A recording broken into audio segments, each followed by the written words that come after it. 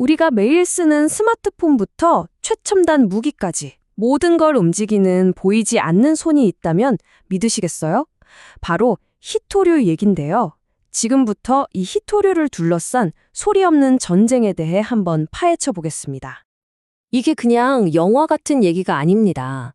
지금 이 순간에도 이 모든 걸 통제할 수 있는 스위치가 실제로 존재하거든요. 그 스위치의 이름, 바로 히토류가 오늘 이야기의 진짜 주인공입니다.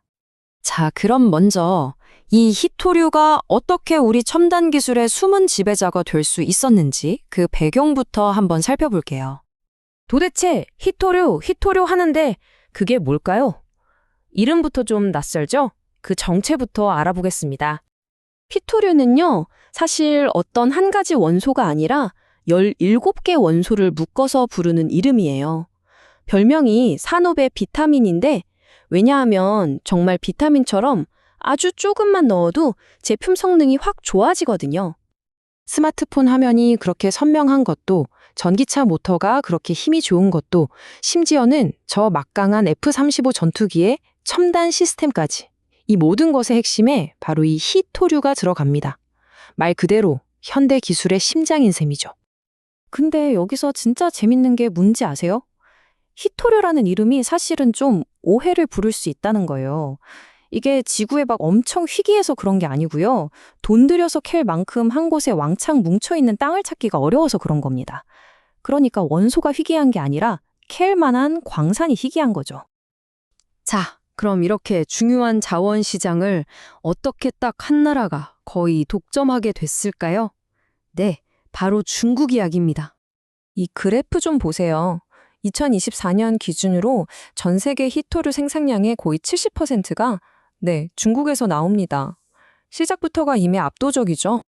그런데 진짜 무서운 건 생산량이 아니에요.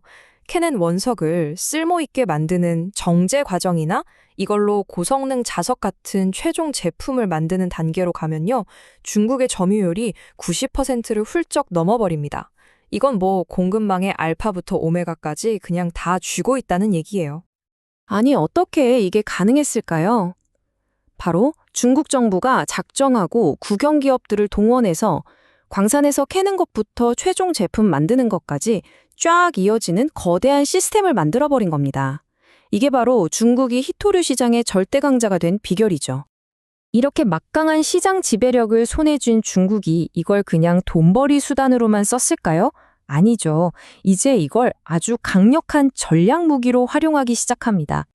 사실 이런 움직임이 이번이 처음은 아니에요. 이미 2010년에 일본한테 한번 맛보기를 보여줬었죠.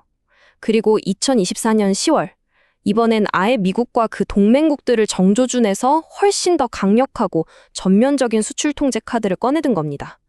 본격적으로 무기화하겠다는 신호죠. 이번 조치를 뜯어보면요. 이게 정말 치밀하게 설계됐다는 걸 알 수 있어요. 중국산 히토류가 0.1%만 들어가도 수출 허가를 받아라. 특히 미국의 심장이라고 할 수 있는 방위산업이나 반도체 쪽은 아예 콕 집어서 제한하겠다. 이건 그냥 미국의 첨단 기술 공급망을 뿌리부터 흔들어 보겠다는 아주 명확한 메시지입니다. 결국 이 모든 행동의 목적은 아주 명확해요. 한마디로 미국의 관세 폭탄에 대한 맞대응이자 앞으로 있을 모든 협상 테이블에서 유리한 고지를 차지하겠다는 강력한 의지의 표현인 거죠. 자, 그럼 중국이 이렇게 나오는데 다른 나라들은 그냥 손 놓고 보고만 있을까요? 당연히 아니겠죠. 전 세계가 어떻게 대응하고 있는지, 그리고 그게 왜 그렇게 어려운지 한번 살펴보겠습니다. 중국의 선전포고에 전 세계가 정말 발등에 불이 떨어진 거예요. 미국은 문 닫았던 광산을 부랴부랴 다시 열고 호주나 브라질 같은 자원부국들도 개발에 박차를 가하고 있죠. 또 핵심 광물 안보 파트너십처럼 아예 우리끼리 중국 빼고 새로운 공급망 만들어보자 하는 국가 간의 연대도 아주 활발해지고 있습니다.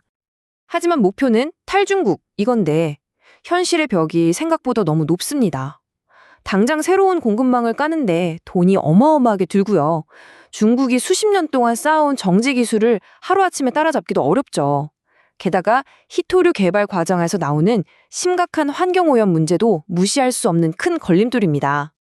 바로 이 3배라는 숫자가 그 현실의 벽이 얼마나 높은지를 딱 보여주는 겁니다. 왜 브라질이 중국보다 3배나 비쌀까요? 바로 환경 비용 때문이에요. 그동안 중국이 값싼 인건비와 느슨한 환경 규제 덕에 싸게 생산할 수 있었던 그 비용을 이제 다른 나라들이 고스란히 다 감당해야 하는 거죠. 순수하게 경제 논리로만 보면 이 게임에서 이기기가 거의 불가능한 구조예요. 자, 이제 이 모든 조각들을 모아서 더 큰 그림을 한번 봐야 할 시간입니다. 우리는 지금 완전히 새로운 시대의 문턱에 서 있습니다. 네, 맞습니다. 히토류를 둘러싼 이 갈등, 이건 더 이상 어떤 특정 품목에 대한 무역 분쟁이 아니에요. 이건 말 그대로 국가의 기술 미래와 패권이 걸린 글로벌 자원 전쟁의 서막입니다. 이 전쟁에 걸린 판돈이 얼마나 크냐면요. 우리가 지금 추진하는 친환경 에너지 전환의 속도, 각 나라 국방 시스템의 자립도, 그리고 반도체 기술 리더십의 미래까지 거의 모든 게 걸려 있다고 보시면 돼요. 우리가 당연하게 누리고 있는 이 디지털 세상의 기반 자체가 통째로 흔들릴 수 있다는 뜻입니다. 결국 우리 앞에 이런 질문이 남는 거죠. 자원이 무기가 되는 이 새로운 시대에 과연 우리는 우리의 기술적 미래를 어떻게 지켜낼 수 있을까요? 오늘 이 이야기가 그 질문에 대한 답을 찾아가는 첫걸음이 되었으면 합니다.